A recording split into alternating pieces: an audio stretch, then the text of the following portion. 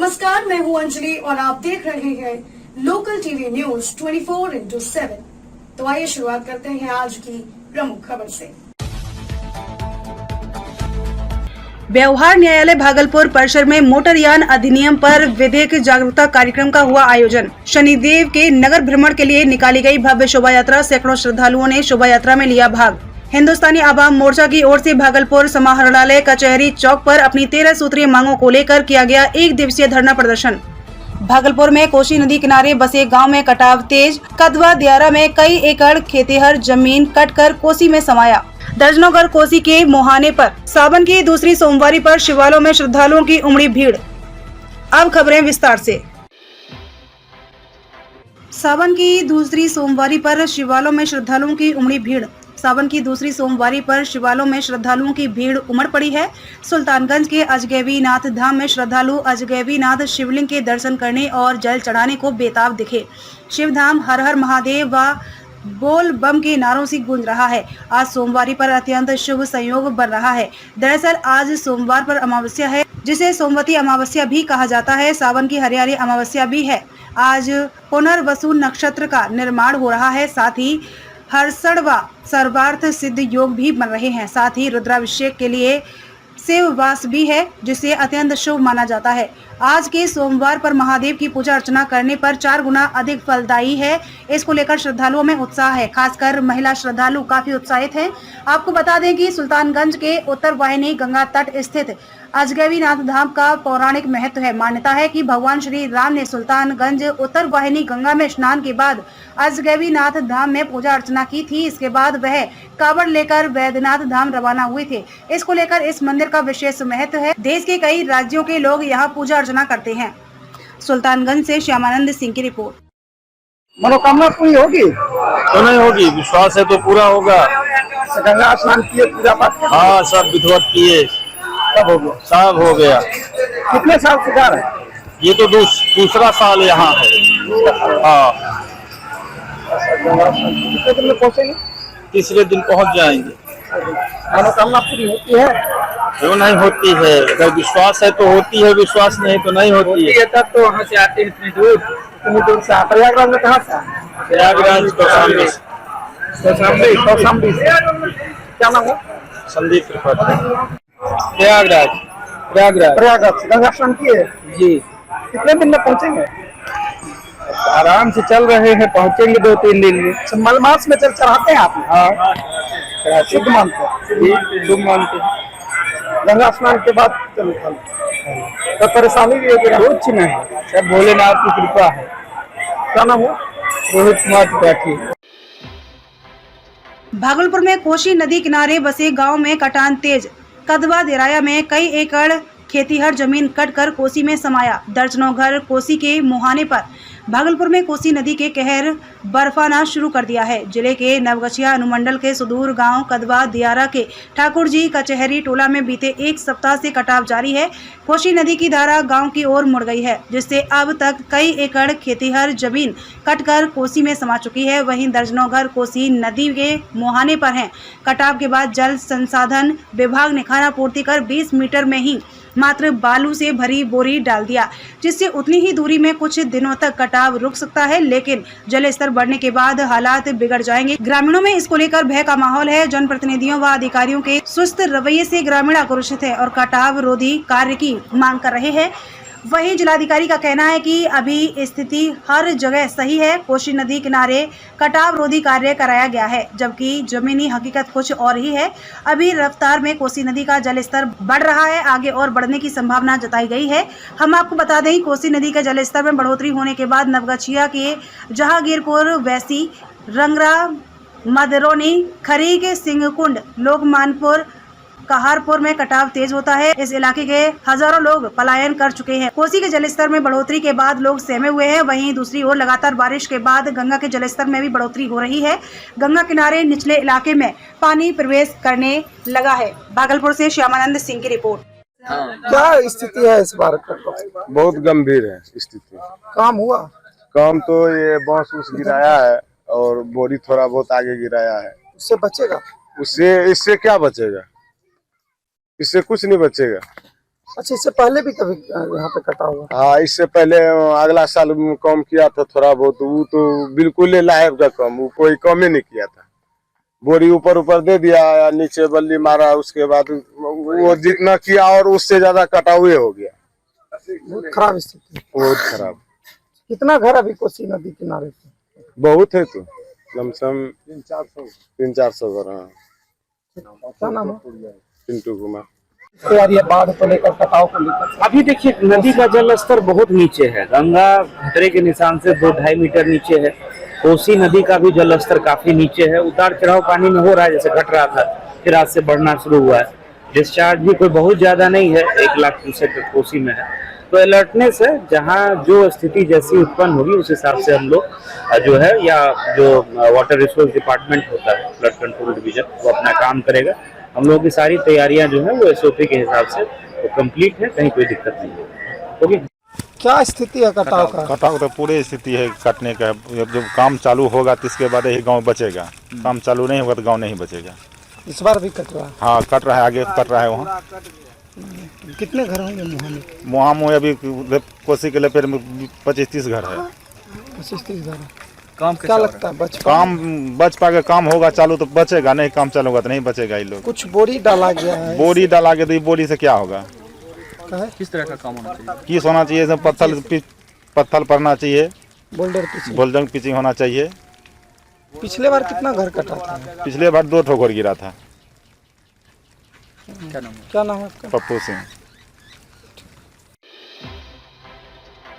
हिंदुस्तानी आवाम मोर्चा की ओर से भागलपुर समाहरणालय कचहरी चौक पर अपनी 13 सूत्रीय मांगों को लेकर किया गया 1 दिवसीय धरना प्रदर्शन। हिंदुस्तानी आवाम मोर्चा के बैनर तले आज 1 दिवसीय धरना प्रदर्शन का आयोजन भागलपुर के समाहरणालय स्थित कचहरी चौक पर किया गया। इस 1 दिवसीय धरना प्रदर्शन में पार्टी के कार्यकर्ताओं ने कई मांगों को लेकर यह प्रदर्शन किया। प्रदर्शनकारियों ने कहा कि भूमिहीनों को आवास के लिए और खेती करने के लिए जमीन दी जाए। भूमिहीनों व लाचार लोगों को अतिक्रमण के नाम पर लोगों को परेशान न किया जाए। वृद्ध लोगों को वृद्धा पेंशन दी जाए। ताड़ी पर प्रतिबंध समाप्त किया जाए। शिक्षकों को राजस्व कर्मी का दर्जा दिया जाए। रसोईया व साफ सफाई कर्मी की वेतन बढ़ाई जाए। अनुसूचित जाति, अनुसूचित जनजाति पर विशेष ध्यान दिया जाए। जैसे 13 सूत्रीय मांगों को लेकर 1 दिवसीय प्रदर्शन जारी रहा, जिसमें हिंदुस्तानी आवाम मोर्चा पार्टी के जिलाध्यक्ष अशोक कुमार, संजय यादव, लक्ष्मीकांत, सनोज यादव, गुरु रविदास, दिलीप मंडल, विकास कुमार के अलावे दर्जनों हिंदुस्तानी आवाम मोर्चा सेकुलर के अधिकारी व कार्यकर्ता मौजूद थे। भागलपुर से श्यामानंद सिंह की रिपोर्ट। क्या चीज को लेकर धरना दिए? धरना हम लोग जो है कि भूमिहीन के पर्चा दिलाने के लिए धरना दिया है, और जो है कि पटना में जो लाठीचार्ज अत्याचार करवाई नीतीश जी और केशव जी उनके खिलाफ में भी हम लोग धरना दिए। क्या उद्देश्य है धरना का? क्या धरना का क्या उद्देश्य है? धरना का उद्देश्य है गरीबों को, जो है कि भूमिहीन को भूमि दिलवावे, पर्चा दिलवावे। क्या सब मांगे हैं आपकी? मांग है अति भूमिहीन को अति गरीब को जो भूमिहीन दिलवा 5 एकड़ जमीन, 5 डिसमल जमीन दिलवाना, और कृषि की हो गया 1 एकड़ जमीन दिलवाना। जो पर्चाधारी को पर्चा मिला है उसको पर्चाधारी को पोजीशन मिला। अपना परिचय दीजिए। सनोज यादव, युवा जिला अध्यक्ष साहब। धरना का उद्देश्य है ये जो नीतीश तेजस्वी की जो सरकार है, ये सरकार जो गरीबों के साथ वादा किया था वो वादा के ऊपर खरा नहीं उतर रहे हैं। हमारे नेता, हमारे राष्ट्रीय संरक्षक जीतन राम मांझी जी का मांग है कि जो भूमिहीन बिहार में है उसे घर बनाने के लिए 5 डिसमिल जमीन दिया जाए, और जो जिसको खेती के लिए जमीन नहीं है वैसे गरीब आदमी को 1 एकड़ जमीन जो नियमित है उसको 1 एकड़ जमीन खेती के लिए दिया जाए।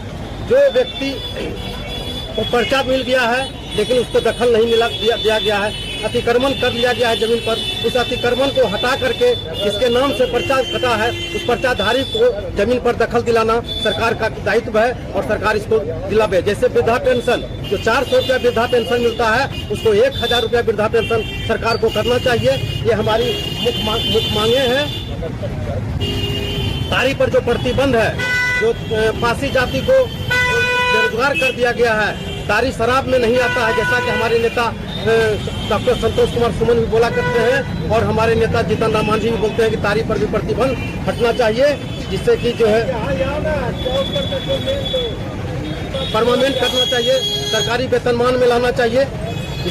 यही हमारी मुख्य मांगे हैं। हिंदुस्तानी अवाम मोर्चा सेक्टर भागलपुर, अशोक रजक जिलाध्यक्ष। व्यवहार न्यायालय भागलपुर परिसर में मोटरयान अधिनियम पर विधिक जागरूकता कार्यक्रम का हुआ आयोजन। DLSA के द्वारा सभी थानेदारों, इंश्योरेंस केस के वकील और क्लेम केस के वकील के साथ किया गया कोर्ट परिसर में विशेष बैठक, दिए गए कई दिशा निर्देश। नालसा, नई दिल्ली एवं बिहार राज्य विधिक सेवा प्राधिकार पटना के तत्वाधान में एवं जिला एवं सत्र न्यायाधीश सह अध्यक्ष जिला विधिक सेवा प्राधिकार भागलपुर के रूपेश देव के निर्देशन में आज व्यवहार न्यायालय भागलपुर के 10 कोर्ट बिल्डिंग के कॉन्फ्रेंस हॉल में मोटरयान अधिनियम विषय पर विधिक जागरूकता कार्यक्रम का आयोजन किया गया। इस कार्यक्रम में भागलपुर न्याय मंडल के साथ सभी थाना प्रभारी, इंश्योरेंस केस के वकील, क्लेम केस के वकील को कई दिशा निर्देश दिए गए। साथ ही कई पहलुओं पर वार्ता हुई। कार्यक्रम के दौरान कई न्यायिक पदाधिकारी, अधिवक्ता व प्रशासनिक वर्ग के लोग इस कार्यक्रम में मौजूद थे। इस कार्यक्रम का मुख्य उद्देश्य था कि जितने भी सड़क हादसे होते हैं उसे जल्द से जल्द डिस्पोजल किया जाए और 48 घंटे के अंदर एक्सीडेंटल केस रिपोर्ट सबमिट किया जाए। वहीं 10 दिन के अंदर पीड़ित परिवार के द्वारा फॉर्म सबमिट भी किया जाए, जिससे जल्द से जल्द सड़क हादसे में पीड़ित लोगों को न्याय मिल सके। वहीं 90 दिन के अंदर पुलिस के द्वारा रिपोर्ट कोर्ट में भी जमा की जाए, जिससे पीड़ित परिवार को उसका मुआवजा भी मिल सके। यह जानकारी DLSA भागलपुर की सचिव ने दी। उन्होंने कहा, मोटरयान अधिनियम में कई बदलाव किए गए हैं, जिन्हें DLSA के द्वारा आज सभी थानों के SHO, इंश्योरेंस केस के वकील, क्लेम केस के वकील को बताया गया है। उम्मीद है कि जो भी नए नियम पारित हुए हैं उन्हें जल्द से जल्द अमल किया जाएगा। भागलपुर से श्यामानंद सिंह की रिपोर्ट। आज का जो प्रोग्राम था ये सेंसिटाइजेशन प्रोग्राम था, जिसमें सारे थाने के SHO को बुलाया गया था, इंश्योरेंस कंपनी के वकील और क्लेम केसेस के वकील जो रहते हैं उनको बुलाया गया था। इसमें बादशाह के द्वारा एक डायरेक्शन आया था, सुप्रीम कोर्ट का ऑर्डर आया था, एक सिविल अपील नंबर 9322 ऑफ 2022। उसके आलोक में कहा गया था कि MACT के जो भी केसेस हैं उसमें अमेंडमेंट किया गया है और उसका जो भी बदलाव किया गया है उसमें सारे थाना की महत्वपूर्ण भूमिका है। उसमें डिस्पोजल जल्दी करवाने के लिए उनको गाइडलाइन दिया गया है, जिसमें उनको कहा गया है कि 48 घंटे के भीतर जो भी एक्सीडेंट होते हैं उसकी रिपोर्ट सबमिट करें कंसर्न कोर्ट को। 10 दिन के भीतर उनके पीड़ित जो भी होंगे उनको वो बताएंगे उनके अधिकार क्या है, वो फॉर्म 2 में उनके द्वारा भरा जाएगा। उसके अलावा ड्राइवर्स जिसके द्वारा ये घटना कारित की गई है उनके द्वारा भी फॉर्म 3 भरा जाएगा, जो कि 30 दिन के भीतर कंसर्न थाना में जमा होगा। उसके अलावा है जो भी ऑफेंडिंग व्हीकल के ड्राइवर होंगे और ओनर होंगे, ओनर के द्वारा भी फॉर्म 4 भरा जाएगा, जो 30 दिन के भीतर कंसर्न थाना में जमा किया जाएगा। इसके अलावा इंट्रीम एक्सीडेंट रिपोर्ट बनाया जाएगा पुलिस के द्वारा, जो कंसर्न MACT कोर्ट है उसमें 50 दिन के भीतर जमा करेंगे। विक्टिम के द्वारा भी फॉर्म भरा जाएगा, जिसका फॉर्म नंबर है 6 और 6A, जो कंसर्न पुलिस थाना में भरा जाएगा, दिया जाएगा और 60 दिन के भीतर वो जमा करना है उनको। ये सब कार्रवाई करते हुए 90 दिन के भीतर, जैसे कि आप लोग जानते हैं चार्जशीट सबमिट की जाती है 90 दिन के भीतर, उसी तरह इसमें डिटेल एक्सीडेंट रिपोर्ट सबमिट की जाएगी, जो फॉर्म 7 में है। 90 दिन के भीतर पुलिस वाले को जमा करना है कोर्ट में। जब ये प्रक्रिया समाप्त हो जाती है उसके बाद MACT क्लेम ट्रिब्यूनल के द्वारा शनिदेव की नगर भ्रमण के लिए निकाली गई भव्य शोभा यात्रा। सैकड़ों श्रद्धालुओं ने शोभा यात्रा में लिया भाग। भागलपुर के अंग जनपद में वैसे तो बहुत सारे मंदिर हैं जिसकी कई खूबियां भी हैं, लेकिन प्राचीन शनिदेव मंदिर बहुत ही ज्यादा प्रसिद्ध है। इसको लेकर आज शहर में शोभा यात्रा निकाली गई। इस शोभा यात्रा में पालकी पर शनिदेव के नेम निष्ठा से नगर भ्रमण कराया गया। साथ ही शनिदेव की प्रतिमा को भागलपुर के श्री गौशाला से निकालकर खलीफा बाग होते हुए स्टेशन होते हुए देवी बाबू धर्मशाला में पहुंचाया, जहां शनिदेव की भव्य पूजा अर्चना व मंगल पाठ किया गया। शनिदेव की इस शोभा यात्रा में हजारों की संख्या में श्रद्धालु शनिदेव के जय घोष करते दिखे और ढोल नगाड़ों से पूरा शहर गूंजयमान हो उठा। पूजा अर्चना के बाद महाभोग प्रसाद का भी वितरण किया गया।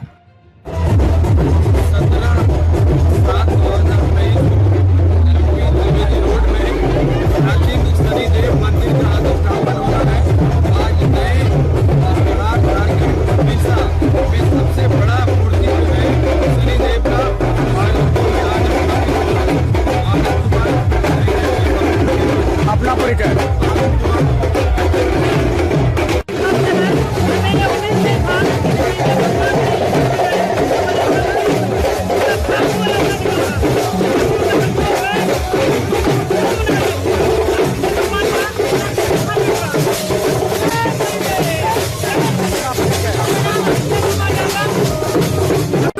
बस इतना ही, मिलते हैं फिर ऐसी ही बड़ी खबर के साथ। तब तक के लिए नमस्कार और देखते रहिए लोकल टीवी न्यूज 24/7।